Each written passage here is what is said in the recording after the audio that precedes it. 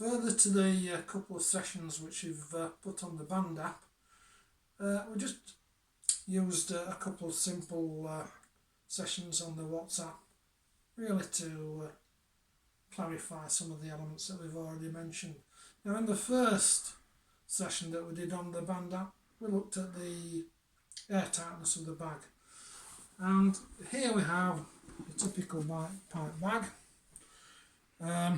and as explained on the app, we've sealed the drones off with the rubber bung, like so, and the Chanter stock as well. And then what we've done is blown the bag up,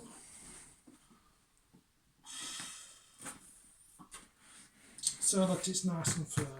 And as you can see there, we know that the bag is now airtight. It's not deflating, which is the important thing. Points where leaks can occur, well, they can occur in the collars here of the drones. If they're leaking here, I'm afraid it's terminal. There may be some slight leak in the one-way valve in the blow stick, which can be sorted usually by a little bit of adjustment.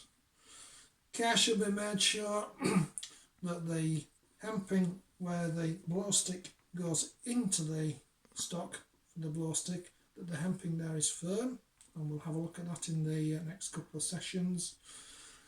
Other places where leaks can occur, the Chanter stock. Some are clamped with Jubilee clips and some are actually fastened in with binding. However, they are an area where leaks can occur, so it's wise to check. The only other places we need to worry about really are seams and zips. Again, use the lubricant supplied with the pipe bag to make sure that the zip is nice and airtight.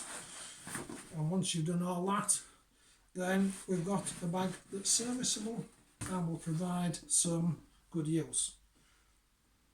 In the next session that we had a look at, that's on the app now, we had a brief look at Hemps.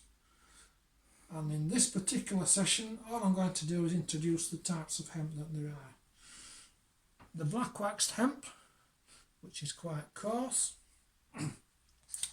and that is used usually for hemping the drone, chanter and blow stick. We have the yellow hemp, which is a much finer waxed hemp, and we can often use that in conjunction with the black hemp. We use that initially to take up the main area that needs hemping, and then put a final cover of the thinner hemp on, particularly on the slides of the drones, so that they slide nice and easily. Some of you may have the unwaxed hemp.